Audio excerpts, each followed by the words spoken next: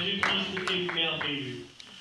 Bien-aimés, nous voulons écouter la parole de Dieu et les mettre en état des circonstances, quels que soient les temps, quels que soient les moments, c'est le moment favorable pour parler de la part de Dieu. Je vois que Dieu veut te parler ce matin. Aujourd'hui, bien-aimés, nous allons parler de l'intelligence spirituelle. Alléluia. Vous allez prendre vos Bibles, nous allons faire l'étude et nous allons écouter la parole de Dieu. Bien-aimés, ce matin, nous allons parler de l'intelligence spirituelle. Alléluia. Nous allons parler de l'intelligence spirituelle. On va prendre nos Bibles dans le livre des psaumes. Psaume chapitre 119, verset 99.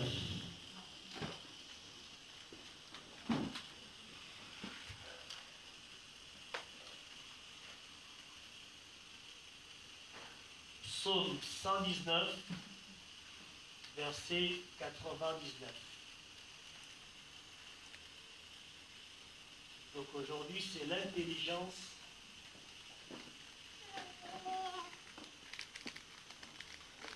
spirituelle.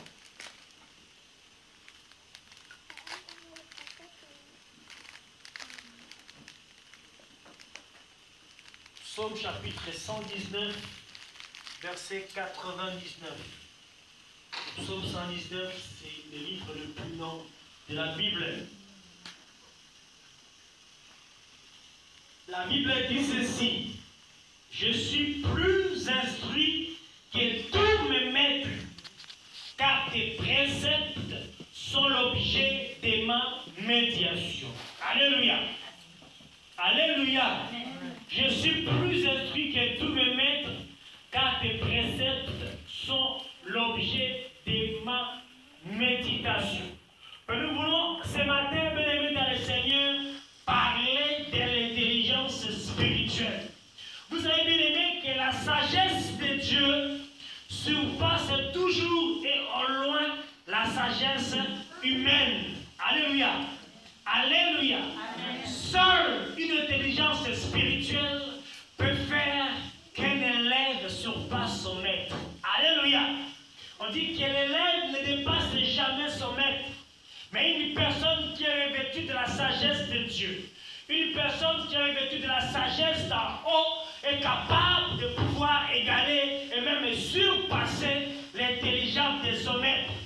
Mais ni l'âge, ni ton statut social ou physique, ni ton niveau ou ton rang social dans la société de l'entreprise, ne compte pour avoir l'intelligence spirituelle.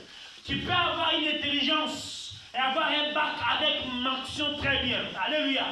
Tu peux avoir l'intelligence, alléluia, et avoir un emploi, et avoir un diplôme qui te permet d'accéder à un emploi donné. Tu peux avoir l'intelligence d'être un directeur général de quelque part. Ce n'est pas cette intelligence-là qui te fera de toi, qui te donnera la sagesse. Alléluia. Amen. Alléluia. Amen. On a vu des hommes les plus forts, des hommes les plus puissants, les plus intelligents, et non comme des scars. Il est très intelligent. Alléluia. Amen. Grâce à lui, on a su juguler la crise économique mondiale. On a vu la récession qui a frappé l'Europe, le Portugal, l'Espagne, la Grèce. Il a su, par son intelligence humaine, il a su mener dans le Seigneur, juguler la crise. Mais ce n'est pas son diplôme, ce n'est pas son niveau, son rang social qui a fait qu'il puisse même juguler la crise qui devait arriver dans sa propre vie. Alléluia. Il était intelligent, plus qu'intelligent, que la sagesse lui en manquait afin de pouvoir deviner ce qui pouvait arriver dans sa vie. Alléluia. Il avait une faiblesse, mais il était intelligent. Mais son intelligence ne pouvait pas dire à sa conscience que ta faiblesse risque un jour de creuser un trou, risque un jour de creuser une tombe pour que tu tombes. Alléluia. L'intelligence humaine ne peut pas égaler la sagesse de Dieu. Alléluia. L'ennemi de ta vie a lancé une flèche dans ton cerveau. Et le cerveau a été déchiqueté. Ton cerveau a été éparpillé. L'ennemi de ta vie t'a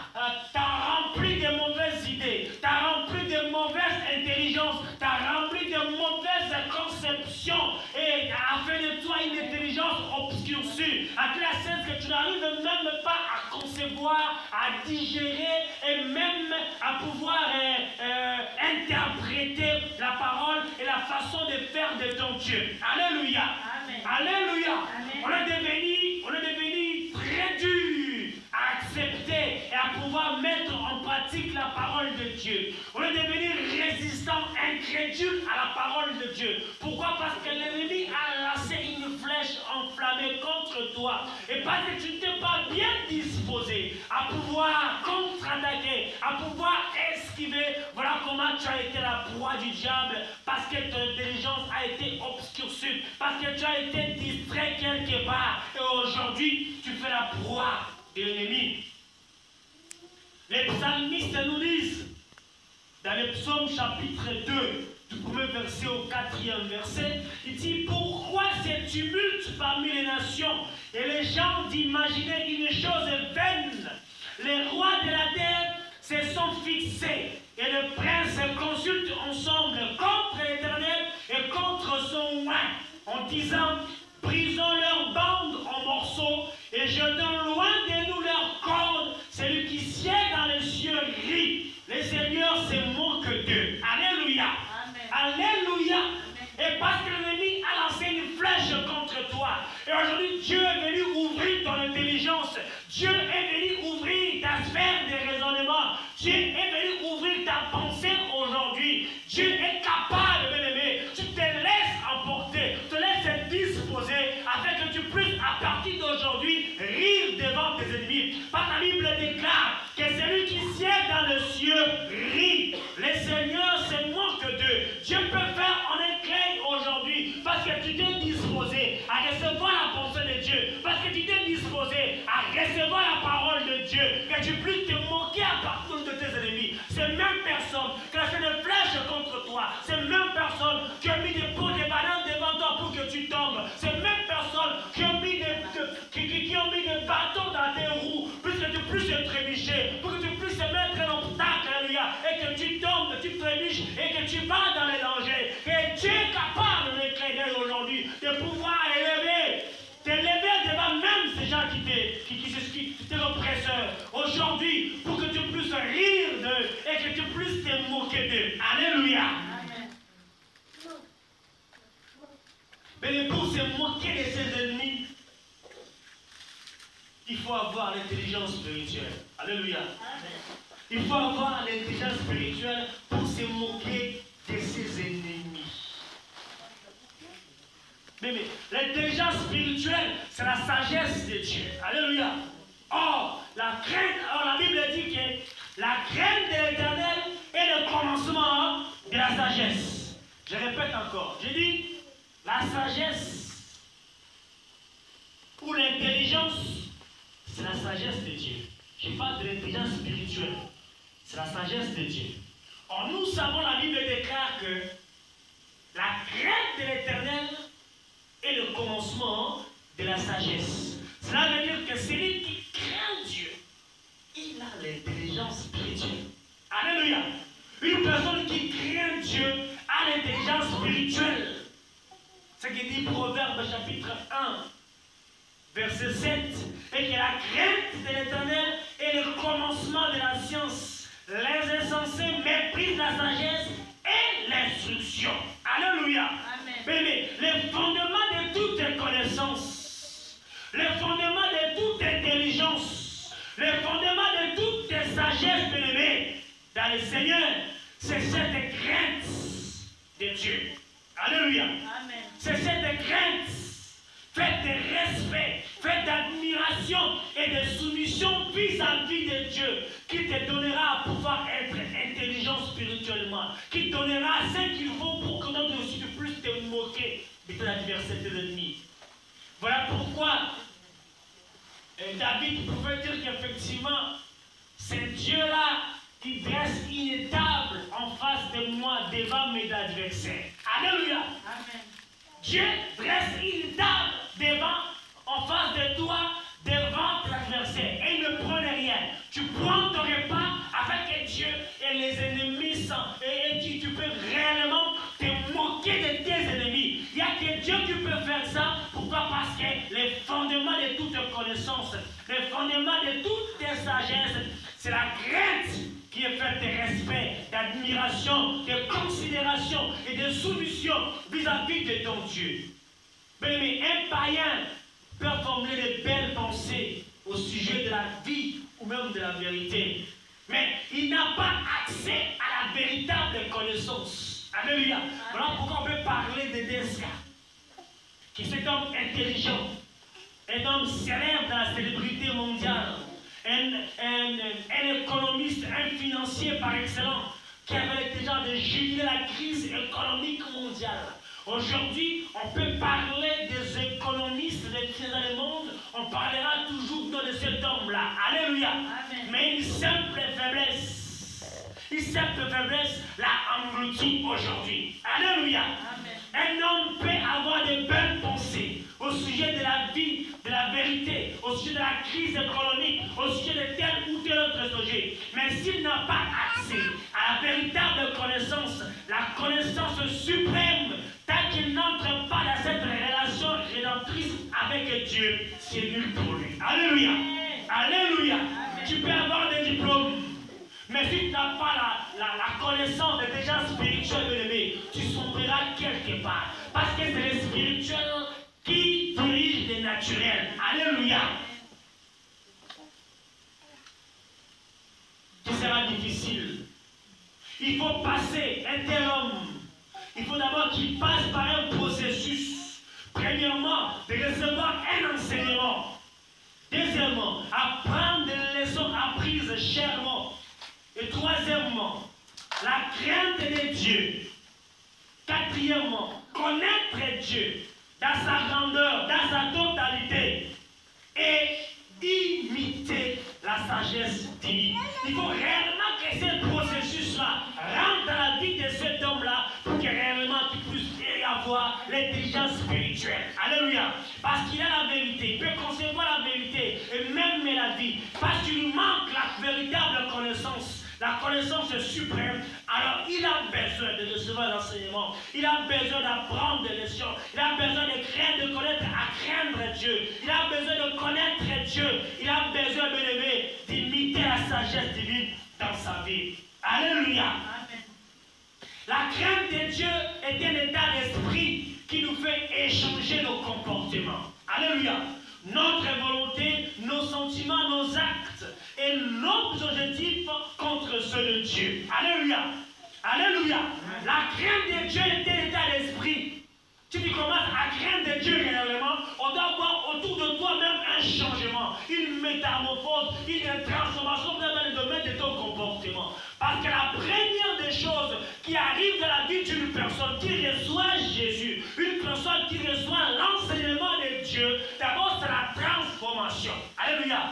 Il y a une transformation par rapport à sa vie passée et à sa vie nouvelle lorsqu'il devient créature de Christ, lorsqu'il devient enfant de Dieu. Alléluia. Amen. On doit avoir une différence entre cette personne qui était avant qu'il devienne en Christ et cette personne qui vit dans Jésus. Alléluia. Voilà pourquoi aujourd'hui, ceux qui m'ont connu il y a 10 ans de passé, 10 ans passés, quand ils me voient aujourd'hui, ils exercent la foi, ils glorifient Dieu, parce qu'il y a que Dieu Tout-Puissant qui peut faire de telles choses. Alléluia. Parce que j'ai appris des choses avec Dieu. J'ai été enseigné. J'ai appris à craindre Dieu. J'ai appris dans ma relation d'intimité de tous les jours, de chaque instant avec mon Dieu, à connaître la grandeur et la puissance de mon Dieu. J'ai appris à force de pouvoir m'acclimater, afin de pouvoir affectionner à ces dieux-là, à imiter la sagesse divine dans ma vie. Alléluia. Amen. Alléluia. Voilà pourquoi quand je me mets à parler de ma relation avec ces dieux, quand je me mets à parler de mon expérience avec ces dieux-là, quand je me mets à parler des dieux bien-aimés, je le fais avec liberté, avec puissance, parce que je sais que le nom de Jésus est une puissance qui libère. Alléluia. Le nom de Jésus est une puissance qui libère. Amen. Alléluia. Amen. Alléluia. Amen. La crainte de Dieu, bien-aimé, est un état d'esprit qui doit nous faire échanger nos comportements, qui doit pleurer notre volonté, parce que la volonté de l'homme diffère de la volonté de Dieu, qui doit même changer nos sentiments. sentiments, nos actes, afin de pouvoir nous résorber résolument sur l'objectif fixé par Dieu pour notre vie. Alléluia. Mais il y a 10 caractéristiques de l'intelligence spirituelle. C'est important quand on vient à l'église d'avoir sa Bible, d'avoir un crayon et d'avoir aussi un bloc-notes. Parce que tu vois, les paroles s'en vont, mais les écrits restent, c'est très important. Les choses que nous disons ici, même moi-même, je ne m'exerce pas à les dire, elles sont comme ça. Voilà, ça peut aussi m'aider aussi lorsque je relirai, vous me donnez l'opportunité de lire vos notes pour revoir un peu ce que Dieu a dit. Il y a même des choses que l'on dit ici sans pour autant l'avoir conçu, préparé, mais l'Esprit se le dit directement. Alléluia. Voilà pourquoi dans des grandes églises, et je pense que nous aussi nous sommes une grande église, à chaque fois que les pasteurs prêchent, il y a toujours quelqu'un qui prend les notes. Vous savez, la plupart des livres que nous lisons ici,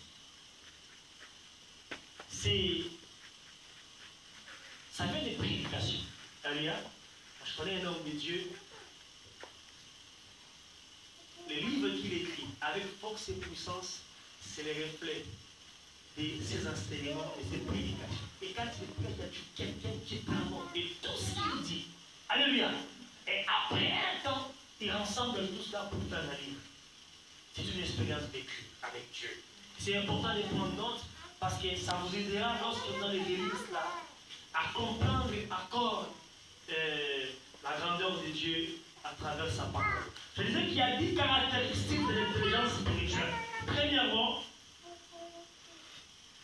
la première caractéristique, c'est avoir une bonne compréhension. Alléluia. Avoir une bonne compréhension.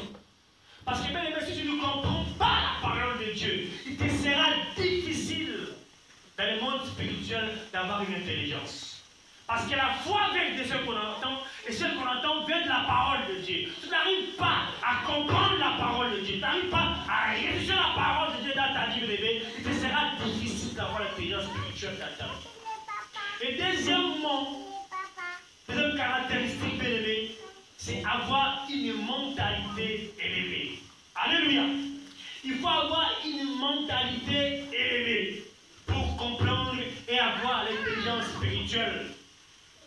Et aussi, troisièmement, être prompt à comprendre, bien-aimé dans le Seigneur. Il faut être prompt à comprendre parce que tu as une mentalité élevée, parce que tu as une bonne compréhension. Il faut être prompt à pouvoir comprendre ce que la parole de Dieu te dit. Et aussi être largement informé. Alléluia. C'est très important de lire la Bible. Pour être informé de ce qui se passe dans les domaines spirituels, il faut le trouver dans la Bible, la parole de Dieu. Alléluia. Quand vous regardez la Bible, vous avez l'information du jour. L'information, vous l'avez tous les jours. L'information, l'actualité se renouvelle tous les jours. Et on s'informe nulle part ailleurs qu'à travers sa parole. Et cinquième caractéristique, c'est de bien réfléchir et avoir une pensée constructive. Alléluia. Une pensée constructive et bien réfléchie. Avoir un bon raisonnement dans sa vie et avoir un bon jugement.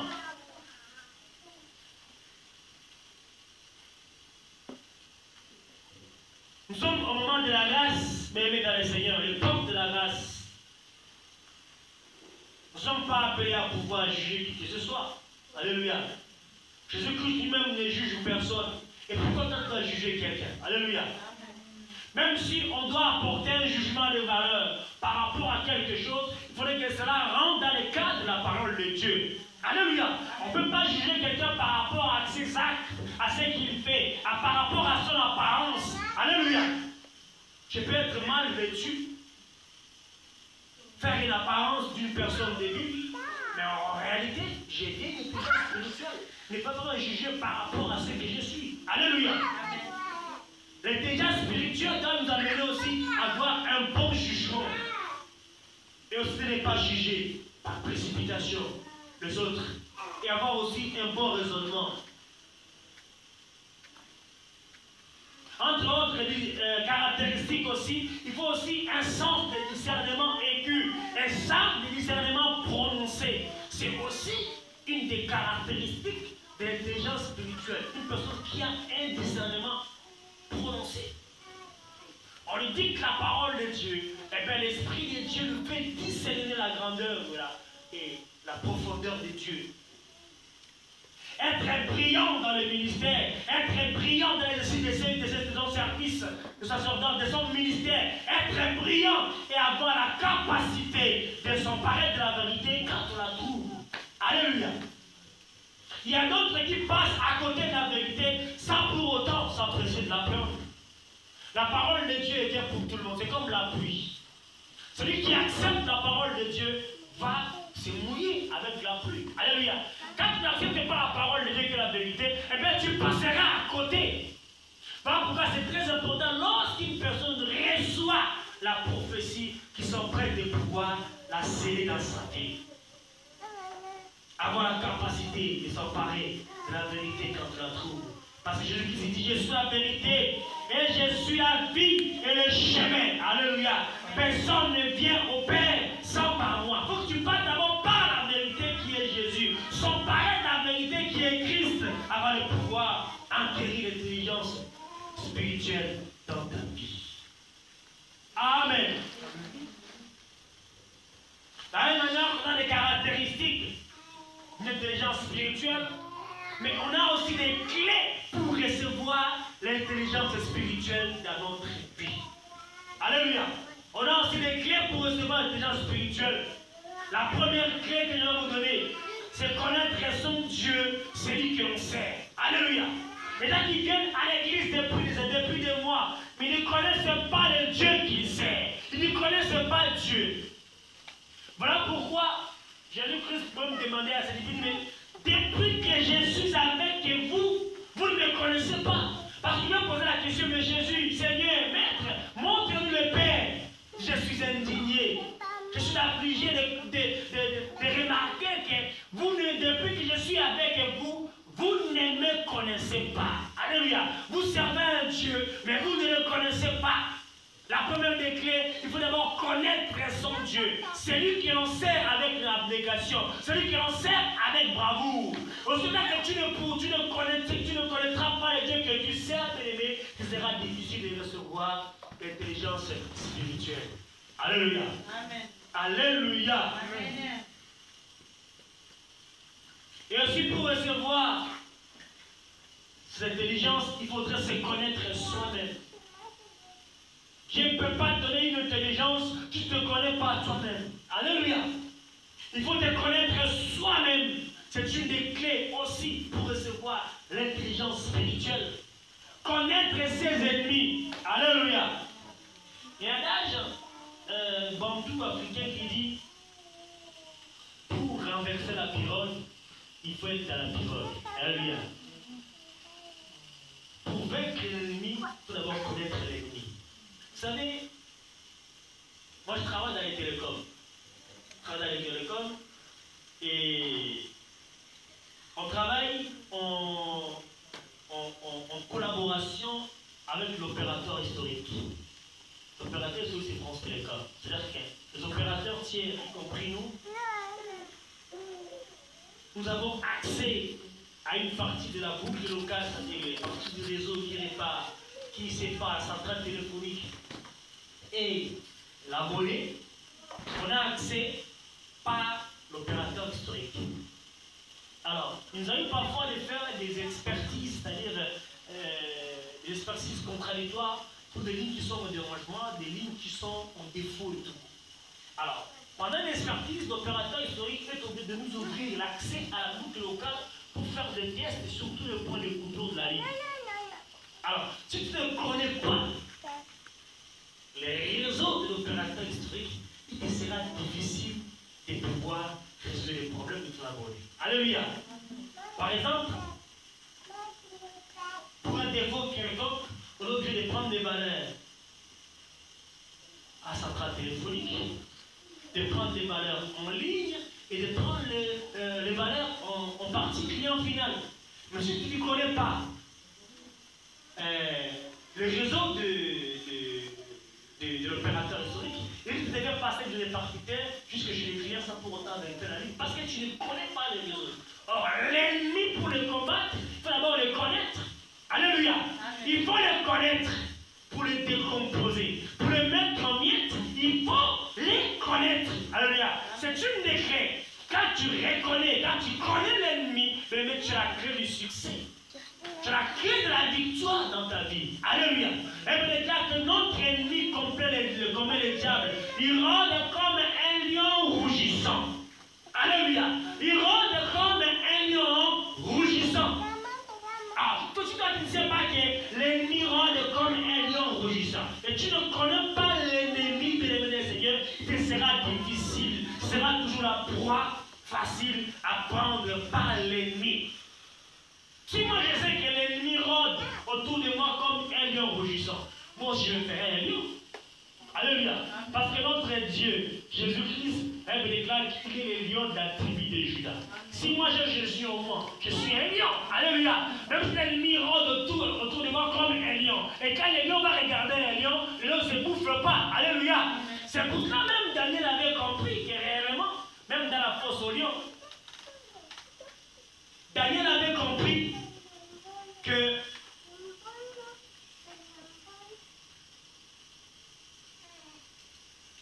il se connaissait d'abord lui-même, se connaître soi-même. Il dit, moi je m'appelle Daniel. Je fais partie de la tribu de Judas. Alléluia. Et la particularité de ces tribus-là, c'est le lion. Or, à la tête de la tribu, il y a Jésus, qui est le lion de la tribu de Judas. Si moi je continue à me greffer à Jésus, je serai un lion rougissant. Voilà pourquoi même dans la fosse au lion, les lions ne pouvaient rien devant Daniel, parce que les lions voyaient Daniel comme un lion. Les lions ne se bouffe pas, ils ne se mangent pas entre eux. Alléluia. C'est ça, c'est connaître soi-même et connaître l'ennemi. Et aussi, bien-aimé, connaître sa destinée. Alléluia. Et les gars, que je connais le projet que j'ai formé sur vous. C'est un projet de paix et non de malheur, afin d'avoir un avenir fait d'espérance. Moi, je connais ma destinée. C'est un avenir meilleur. Un projet meilleur, fait d'espérance et de succès. Je connais ma destinée. Père Jésus-Christ m'a tiré du ténèbre à son admirable lumière. Je connais ma destinée. Je suis la lumière. Je suis le ciel de ce monde. Je donne le goût et briller dans ce monde. C'est ça ma destinée. Alléluia. Et aussi ce qui est plus important, bien aimé, fréquenter une église biblique vivante. Alléluia. Aujourd'hui, il faut savoir que le diable sait qu'il n'a plus du temps pour nous. Il n'a plus du tout du temps. Le diable ne cherchera pas à perdre du temps avec toi. Quand il t'a gagné, c'est fini, il va chez l'autre. Il n'a plus de temps parce qu'il sait que nous sommes dans les temps de la fin. Jésus-Christ revient bientôt parce qu'il a dit, je reviendrai et je rebâtirai mon église. Il n'a plus de temps, l'ennemi. Aujourd'hui, on a cherché les mondes, on trouve le monde dans l'église. Alléluia. Une personne qui était fidèle à sa femme, à son mari. Une personne qui ne s'enivrait pas d'alcool ou de la drogue. Une personne qui ne se prostitue pas. Mais lorsqu'elle arrive à l'église, elle commence à rouler, elle commence à prendre la drogue, elle commence à l'église. Mais il faut reconnaître, fréquenter une église vivante et une église biblique. Dans une église, on ne vous dit pas que Jésus-Christ a été conçu sous la puissance de l'Esprit Saint et que Jésus-Christ est né de la Vierge Marie et que Jésus-Christ a été reçu et mort à la croix, ressuscité le 3e jour. Mais ce n'est pas une bonne église parce que la vraie église vivante doit reconnaître que Jésus-Christ a été conçu de la puissance du Saint-Esprit et qu'elle est née d'une Vierge et qu'il est mort. Il est ressuscité, Jésus est vivant et il reviendra. Ça, c'est la vraie église. On doit confesser ça. Alléluia. Au niveau de l'église, vous voyez une personne qui ressemble à un ange ou à une ange. Eh bien, C'est pourtant juste une casaque d'agneau qu'il a portée, mais c'est un véritable loup. Un loup ravisseur. Il faut faire très attention, bien-aimés. Très attention là où on met ses pieds. Il faut faire attention par rapport à ses fréquentations. Là où tu es, c'est là où Dieu veut que tu sois, bien-aimé de la Seigneur. Ne jette pas des regards inclinés à gauche, à droite, pour voir ce qui se passe ailleurs. Tu risques d'être englouti, bien-aimé. Tu risques d'être englouti. Hier, j'étais dans une église, dans une grande convention. Une église à Stein. Dans une salle gigantesque. Dans cette salle, il y avait plus de 1000 personnes. Alléluia. Plus de 1000 personnes. Mais vous sentez que Jésus-Christ a de l'espace. Alléluia. Moi, quand je rentre dans un lieu, je prends du temps d'abord pour voir si les doctrines sont bien placées à leur endroit. J'ai été invité, comme il y avait tout le monde, je suis venu en retard, j'ai pris ma petite chaise, j'étais tout derrière, assis derrière. J'ai fait là au moins 1 heure du temps. Je voyais comment les choses se passaient, comment les choses étaient organisées. Et après, dans le métier, je me suis dit non, toi tu es seul et tu ne resteras pas ici. Plus de 1000 personnes. Mais vous sentez la présence de Dieu. Vous sentez la chaleur de l'esprit. Vous sentez vous sentez la communion de l'esprit de Dieu ensemble. Alléluia. Ne fréquentez pas une église parce qu'il y a beaucoup de monde. Ne fréquentez pas une église parce qu'il y a beaucoup de miracles, bien-aimés. Parce que vous ne savez pas, celui qui fait des miracles, on fréquente une église parce que c'est une église qui est biblique et qui est vivante. Alléluia. Quel que soit le nombre que vous êtes, mais si vous sentez que vous êtes des vivants et que vous respectez la parole de Dieu, c'est l'endroit où Dieu veut que vous soyez. Alléluia. Amen. Alléluia. Amen. Entre autres clés pour recevoir l'intelligence spirituelle, c'est être amoureux de la parole de Dieu et de la prière. Jésus dit que ces livres de la loi ne s'éloignent point de ta bouche. Médite-les jour et nuit. Alors tu réussiras. Et tu auras du succès dans toutes tes entreprises. Alléluia. Amen. Être amoureux de la parole de Dieu et de la prière. Un homme de prière, un homme de feu. Un homme puissant, c'est une personne, bien aimée dans le Seigneur, qui passe sa vie dans l'intimité avec Dieu, qui passe sa vie dans la prière, qui passe sa vie dans la méditation de la parole de Dieu. Comment tu veux que ton ministère explose? Comment tu veux que les talents que Dieu a mis à toi prennent de l'ampleur? Tu ne mènes pas une vie d'intimité, tu ne mènes pas une vie de prière avec ton Dieu. Alléluia. Si Daniel n'était pas un homme de feu, n'était pas un homme de prière, il ne serait pas invincible devant les lions. Si Shadrach, Meshach, Abednego n'étaient pas des gens de prière, ils ne voulaient pas se corrompre, on mangeait le mets du roi, ils ne voulaient pas se corrompre, on adorait l'idole que le roi avait fabriqué. Dis-moi, je respecterai mon Dieu, je prierai mon Dieu, je resterai connecté. C'est pour ça que le jour où, le lendemain, quand le roi est venu, il a dit que le Dieu tout-puissant avait fermé la gueule du lion et qu'il ne pouvait rien faire devant Daniel, qui était un autre lion. Il dit, à partir d'aujourd'hui, connaissant dans tous nos royaumes que le Dieu Daniel, c'est le Dieu tout-puissant. Et que celui qui va se moquer, celui qui va s'apprendre au Dieu de Daniel, sera puni de mort. Alléluia. Amen. Alléluia. Amen. Les messieurs t'accusent de vol, tu es en tôle. Et tu as dit vraiment comment dirais-je, de définir ta peine en tôle. Si on t'accuse de viol, tu risques d'être puni et mis en tôle pour des crimes. C'est pour des crimes crapulés. Mais si on t'amène devant les juges à cause de la parole de Dieu, parce que tu as témoigné Jésus, sache que même dans la prison, tu es capable de te sortir. Alléluia. Rappelez quand on parle de Paul et Silas. Au milieu de la nuit, Paul et Silas chantaient les louanges de Dieu. Alléluia.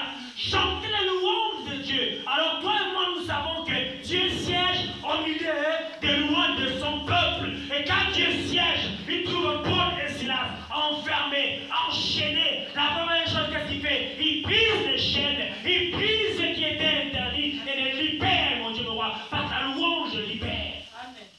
Qu'on trouve tout, qu'on parle du mal de toi, mais qu'on ne le retrouve pas dans ta vie. Amen.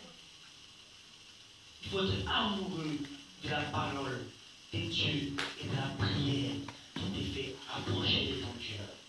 Et aussi apprendre, bien-aimés, les ministères du conflit. Bien-aimés, si on n'a pas l'intelligence spirituelle, si on ne saisit pas ces clés pour recevoir l'intelligence spirituelle, bien-aimé, on devient une victime spirituelle. Alléluia. On devient une victime spirituelle, une proie facile à être croquée par l'ennemi. Et quand est-ce que devient-on une victime spirituelle?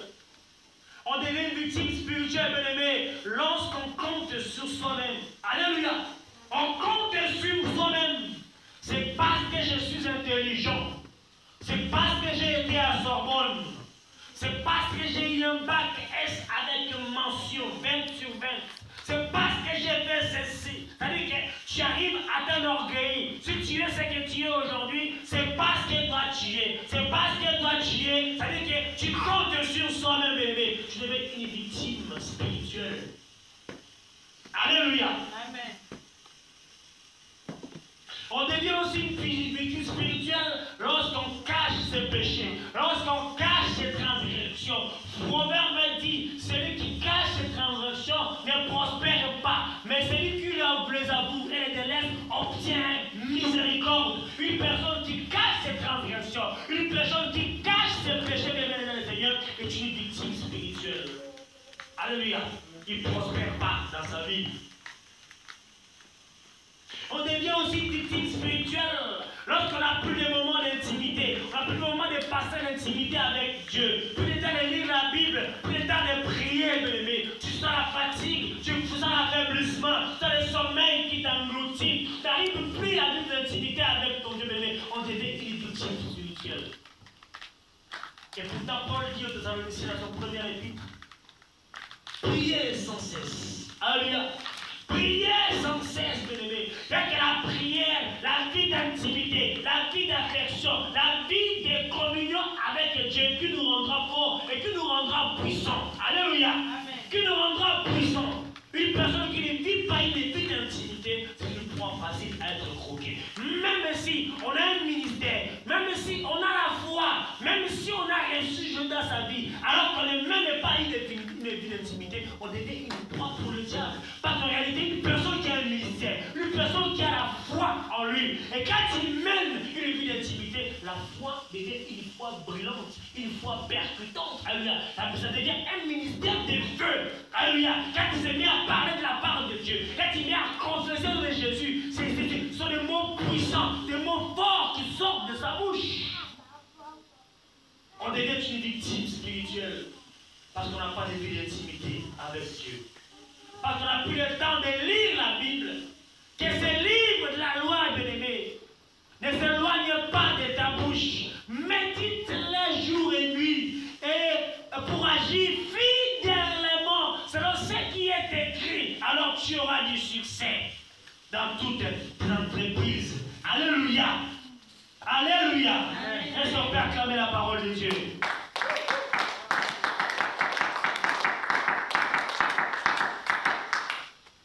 Alléluia. Amen. Une personne bien-aimée qui lit la Bible, parce qu'on parlait des victimes spirituelles, mais une personne qui trouve son plaisir à méditer la Bible, à la lire, elle dit que il est comme un arbre planté près d'un courant d'eau, qui donne son fruit en sa saison, et dont le feuillage ne se flétrit point. Tout ce qu'il fait, lui réussit, bien-aimé. Il n'y a rien qui peut te réussir. Tu ne mènes pas une vie d'intimité. Il n'y a rien qui peut te réussir. Tu n'arrives pas à trouver à méditer la parole de Dieu. Mais tu manges du pain chaque jour. Tu manges de la semoule tous les jours. Tu manges de marc d'eau tous les jours. C'est pour nourrir ta chair, bien-aimé. L'esprit aussi a besoin de se nourrir. L'esprit se nourrit que pendant la prière et dans la méditation de la parole de Dieu. Là, tu te nourris, tu te fortifies, tu te consolides, bien-aimé, dans le Seigneur. Dans la prière et dans la méditation de la parole de Dieu. Eh bien, une personne qui ne mène pas une vie d'intimité, il est comme la paille que les vents dissipent. C'est pourquoi les méchants ne résistent pas au jour du jugement, ni les pécheurs dans l'assemblée des justes, car l'Éternel connaît la voie des justes et la voie des pécheurs mène à la ruine. Alléluia.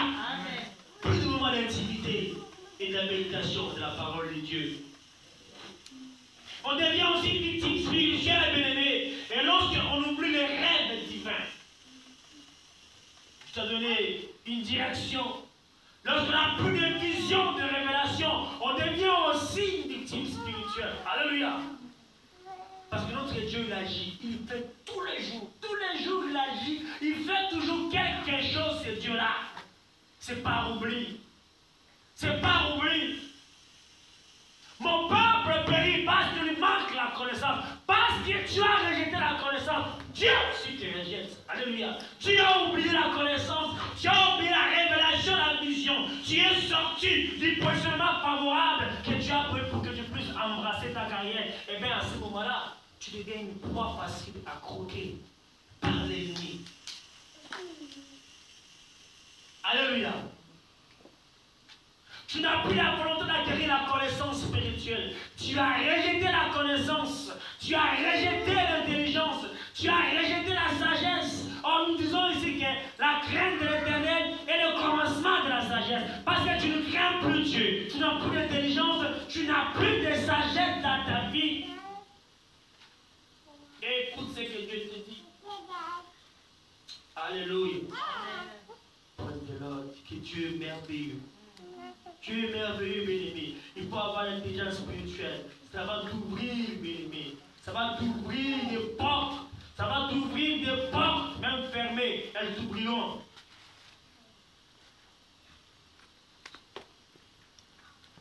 Alléluia. Osée 4 et 6. Mon peuple périt parce qu'il manque la connaissance. Puisque tu as rejeté la connaissance, je te rejetterai et tu seras dépouillé de mon sacerdoce. Puisque tu as oublié la loi de ton Dieu, j'oublierai aussi tes enfants. Alléluia.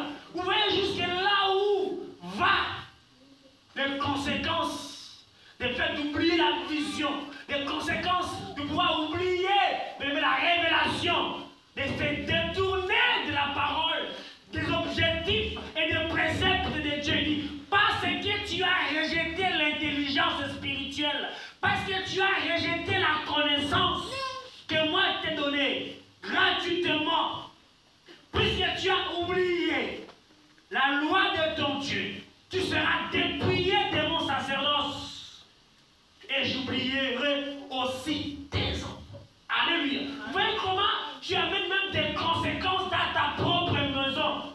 Parce que tu as rejeté la connaissance. Parce que tu as oublié la révélation. Parce que tu t'es écarté du précepte, des ordonnances de Dieu. Voici que Dieu te dit aujourd'hui que parce que tu l'as, tu te dépouilleras même du sacerdoce. Même si tu as un ministère, Dieu est capable de pouvoir te déposséder du ministère. Alléluia. Je rappelle à l'église ici qu'il y a une différence entre les ministres et les ministères. Alléluia. Les ministres peuvent passer, mais le ministère restera toujours. Amen. Si Dieu t'a donné un ministère de guérison, un ministère de délivrance, et parce que tu as rejeté la connaissance, Dieu est capable de pouvoir te déposséder du sacerdoce, de ce ministère-là, pour le confier à une autre personne. Alléluia. Amen. Alléluia. Amen. Le maître qui a donné des talents à ses serviteurs, à elle, il a donné 5, à l'autre 2, à l'autre 1. Et lorsqu'il est revenu, il a trouvé celui qui avait 5, il a fructifié pour en faire 10. Et celui qui avait 2 a fructifié pour en faire 4. Et celui qui avait qu'un seul talent, il a pris cela, il a caché, il n'a rien fait. Un paresseux, un homme fatigué. Alléluia. Amen. Il dit à celui qui a, on donnera. À celui qui n'a pas, on le prendra même ce qu'il n'a pas. Alléluia. Amen. Parce que tu as rejeté la loi de Dieu. Voilà que Dieu te dit ici. Parce que tu as oublié la loi de ton Dieu, j'oublierai aussi tes enfants. Alléluia. Mais c'est très important pour de pouvoir nous réveiller, pour s'assumer. Parce qu'on comprend les temps dans lesquels nous vivons. C'est de pouvoir nous réveiller enfin de notre sommeil. Parce que la nuit est avancée et les jours approchent. Quand je parle de la nuit du jour, c'est le jour grand Dieu. Les jours du retour de Jésus s'approchent. Il faudrait que nous nous réveillions pour nous assumer, bien-aimés. Tu as rejeté la révélation et la vision. Voilà, tu deviens une victime.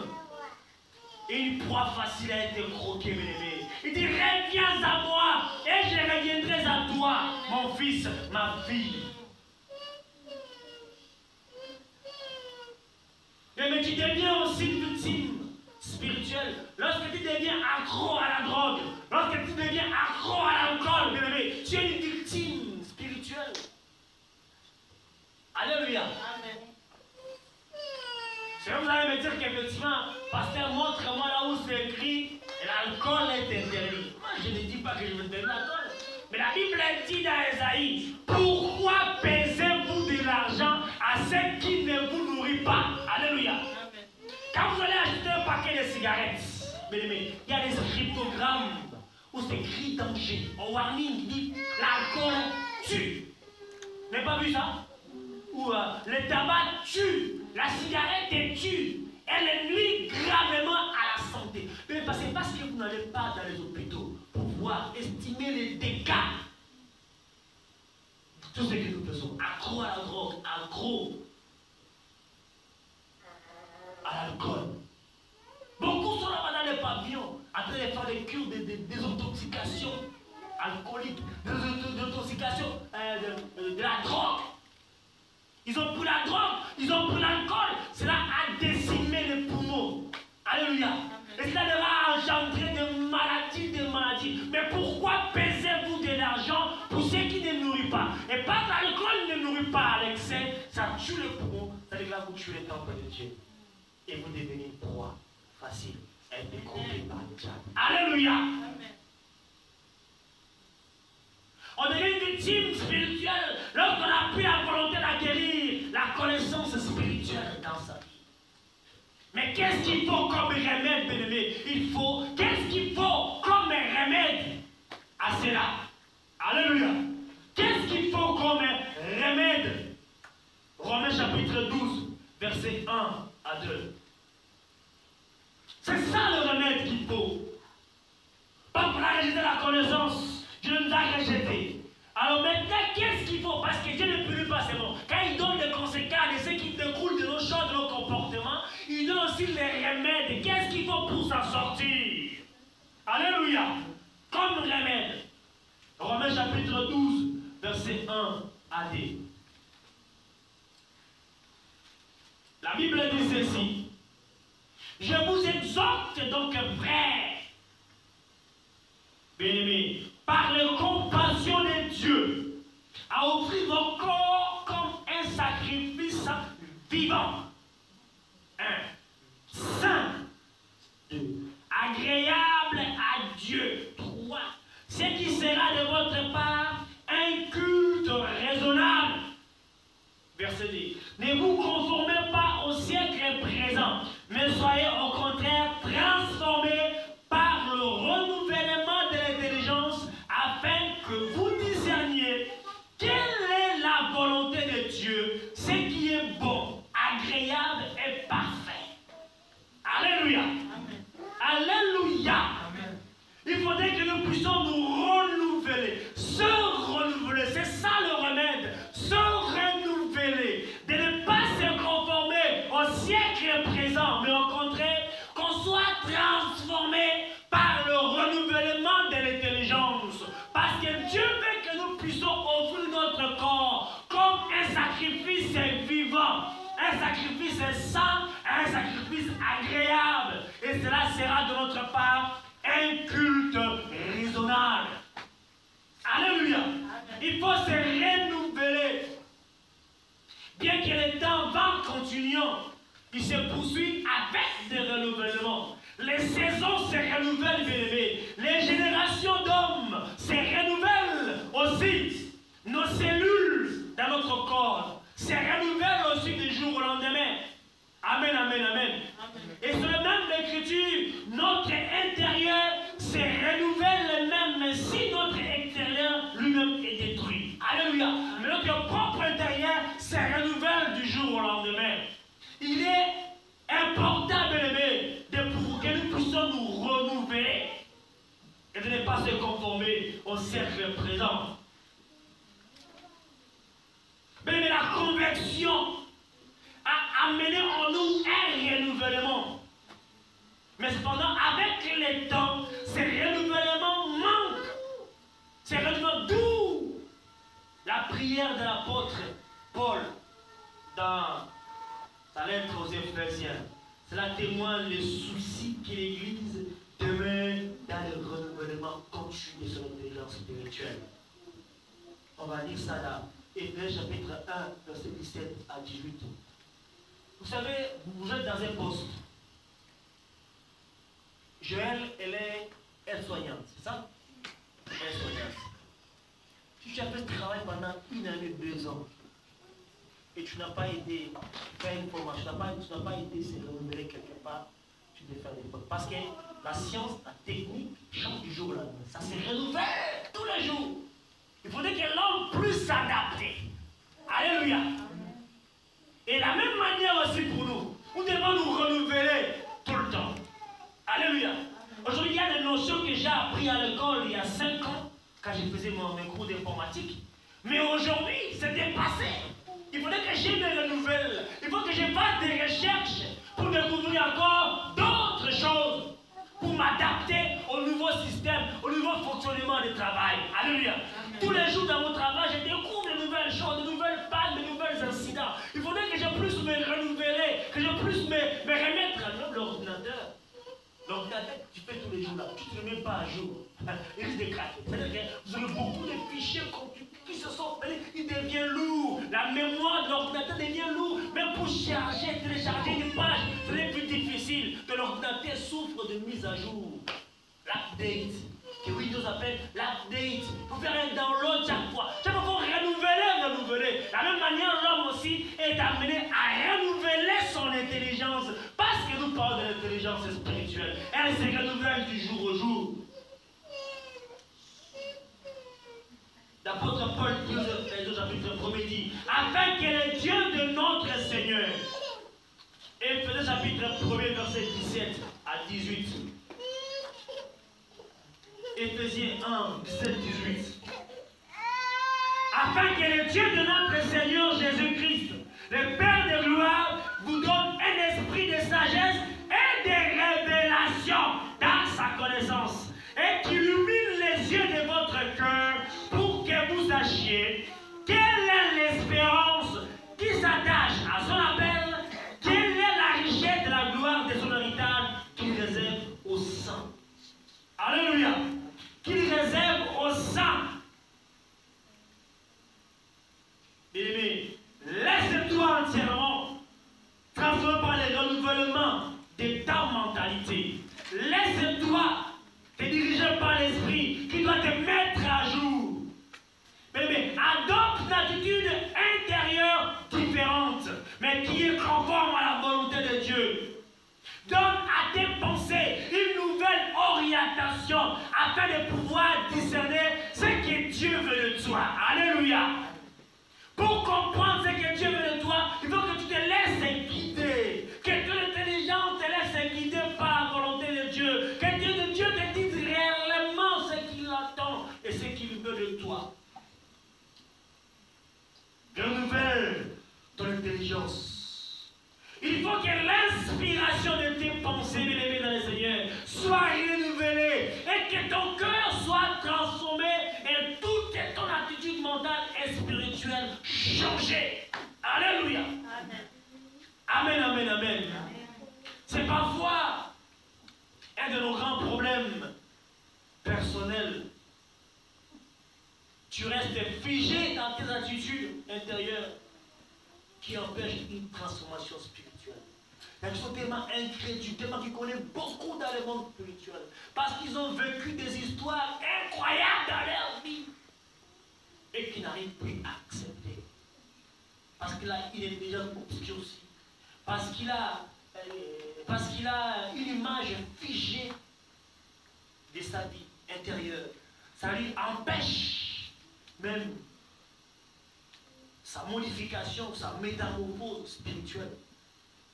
Ça lui empêche même de pouvoir recevoir l'intelligence spirituelle. C'est important, bien-aimé, que tu réveilles ton âme des vêtements neufs.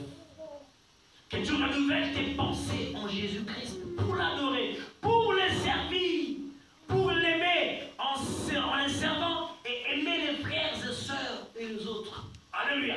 C'est important de se renouveler, bien-aimé, et de pouvoir encore travailler pour ces dieux-là.